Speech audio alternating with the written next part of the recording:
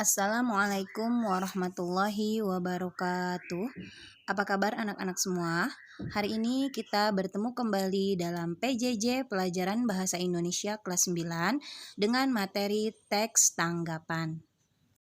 Teks tanggapan adalah teks yang berupa tanggapan dalam bentuk pujian atau dukungan, kritikan, penolakan terhadap suatu karya sebagai bentuk apresiasi yang membangun. Teks tanggapan tidak harus berupa pujian, bisa juga memuji atau mengkritik saja. Nah, kritik adalah ungkapan ketidaksetujuan terhadap suatu hal yang dilengkapi dengan alasan. Sedangkan pujian adalah ungkapan rasa kagum mengenai suatu hal. Jadi, teks tanggapan itu tidak hanya menilai, tapi bisa juga memuji atau mengkritik. Struktur teks tanggapan dibentuk dari beberapa bagian. Yang pertama, konteks merupakan bagian teks tanggapan yang berisi persoalan umum dari sebuah masalah.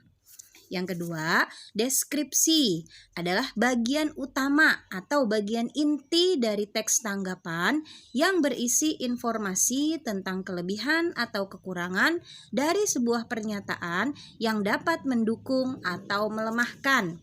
Bagian ketiga adalah bagian penilaian. Bagian penilaian merupakan bagian akhir teks yang berisi penerangan kembali terhadap apa yang telah diputuskan dalam menilai atau bagian akhir dalam teks tanggapan berisi apa yang kita pikirkan mengenai hal yang diulas serta apa kelebihan dan kekurangannya. Itu adalah isi dari bagian akhir dalam teks tanggapan. Teks tanggapan sangat identik dengan kata kritis. Mengapa demikian? Karena berpikir kritis di sini adalah harus mampu menguraikan dugaan-dugaan mengenai peristiwa atau hal yang ditanggapi dengan hati-hati dan bijaksana. Itulah mengapa kita harus mampu berpikir kritis dalam menyusun teks tanggapan. Salah satu unsur kebahasaan teks tanggapan adalah penggunaan bahasa deskriptif atau deskripsi. Bahasa deskripsi adalah penggambaran dengan kata-kata tentang suatu benda, tempat, suasana, atau kejadian secara jelas dan terperinci. Itulah yang dimaksud dengan bahasa deskripsi.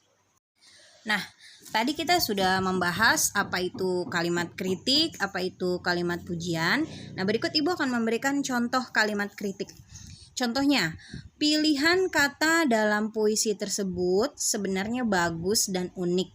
Akan tetapi, diksi atau penggunaan kata yang unik tersebut terkadang menimbulkan kesulitan pembaca saat memahami dan membaca puisi tersebut. Kenapa di sini disebutnya sebagai kalimat kritik?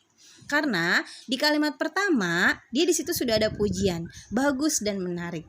Tapi ada kata-kata berikutnya, akan tetapi diksi yang digunakan terkadang menimbulkan kesulitan. Nah, di situ menunjukkan kalau itu adalah kalimat kritik. Sedangkan kalimat pujian, contohnya seperti ini.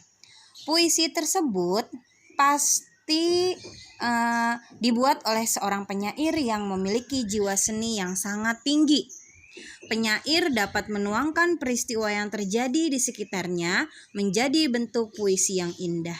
Jadi dalam kalimat ini full berisi pujian. Pujian mengenai keindahan dari kata-kata yang ada pada puisi ini.